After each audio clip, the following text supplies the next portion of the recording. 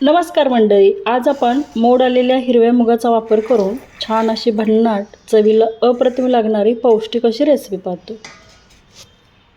मोड आलेले हिरवे मूग घेतले। 1 वाटी हिरवे मूग असतील तर अर्धी वाटी फुटाणे घ्यायचे। मग तुम्ही त्याची टरफलं काढली तरी चालेल, नाही काढली तरी चालेल। आज मी फुटाण्याची टरफलं काढली। पाणी न घालता सुरुवातीला मिक्सरच्या भांड्यामध्ये थोडंसं फिरवून घेतलं। गरजेनुसार पाणी घातलं आणि पुन्हा एकदा मिक्सरच्या भांड्यामध्ये ते फिरवून घेतलं। आता या भांड्यामध्ये काढून घेते। हेल्दी पोटभरीचा नाश्ता म्हणू शकता आणि सकाळच्या नाश्त्यामध्ये जर हा पदार्थ बनवून खाल्ला तर वजन कमी करायचं असेल तर हा जो चिला आहे तो नक्की बनवून खा। जास्त पाण्याचा वापर करायचा नाही, थोडं पाण्याची गरज होती, त्यामुळे आणखी पाव वाटी पाणी त्यामध्ये घातलेलं आहे। जास्त जर पाणी घातलं तर अगदी सैलसर असं बॅटर होईल आणि पिठाचा आपण कोणत्याचा वापर करत नाही, त्यामुळे उलटताना थोडंसं तुटण्याची शक्यता आहे। थोडंसं 2 चमचे बेसनचं पीठ त्यामध्ये ॲड केलं तरी चालेल किंवा तांदळाचं पीठ, ज्वारीचं पीठ त्यामध्ये ॲड केलं तरी चालेल। परंतु आता वजन कमी करण्यासाठी हाय प्रोटीन चिला बनवते, त्यामुळे कोणताच पिठाचा यामध्ये वापर मी न करता हा पदार्थ बनवणार आहे।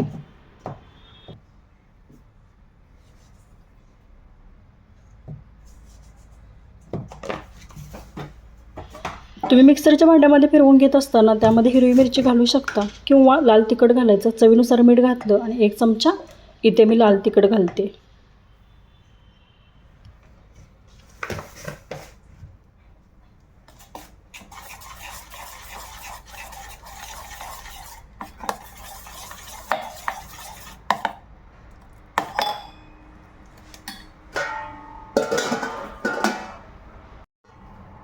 आता भाज्या ज्या आवडतात किंवा ज्या आवडत नाहीत त्या भाज्या कोणत्याही यामध्ये ॲड केल्या तर मुलं पण आवडीने खातील बघा। आता गाजर भरपूर असं किसून घेतलेलं आहे, सोयाबीन शिजवून घेतलेले आहे, त्यातले पाणी काढून घेतलेलं आहे, थोडंसं मॅश करून घेतलेलं बघा।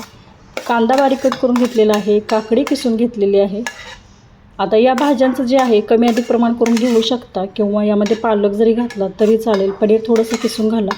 परंतु दररोज मी चिला बनवते त्यामध्ये कधी पनीर वापरते, कधी गाजर, कधी काकडी, असं वेगवेगळ्या भाज्या त्यामध्ये घालून मी बनवते। भरपूर भाज्या घालायच्या, गाजर काकडी जास्त प्रमाणात घातलेलं आहे।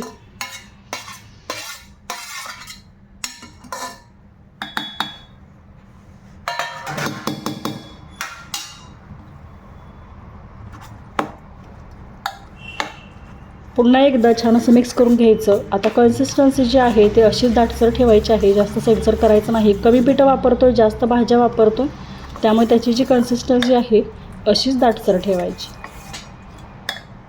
तुम्ही जर बॅटर आहे याच्यापेक्षा जास्त सैलसर केलं तर त्यामध्ये 1-2 चमचा डाळीचं पीठ किंवा ज्वारीचं पीठ ॲड करण्याची गरज आहे, नाहीतर हे करताना ज्यावेळी उलटतो त्यावेळी ते तुटतात।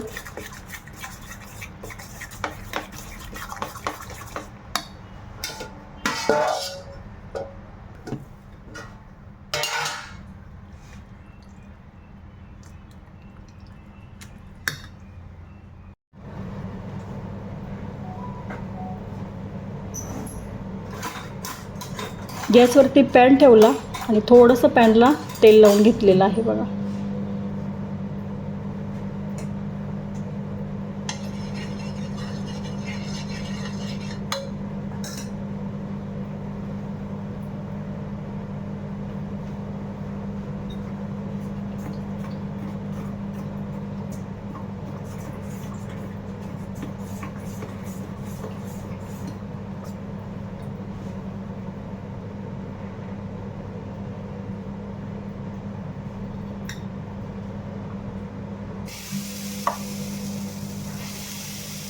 दोन ते 3 चमचे बॅटर आहे, म्हणजे जे मिश्रण आहे त्यावरती ठेवल्याने अशा पद्धतीने पसरून घेतलेलं आहे।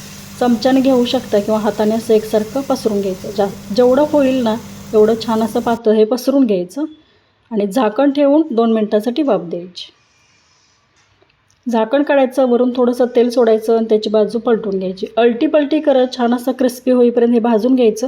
कमी तेलाचा वापर केला तर थोडेसे मऊ होतात आणि 1-2 चमचे तेल जर वापरलं तर छान असे कुरकुरीत होतात।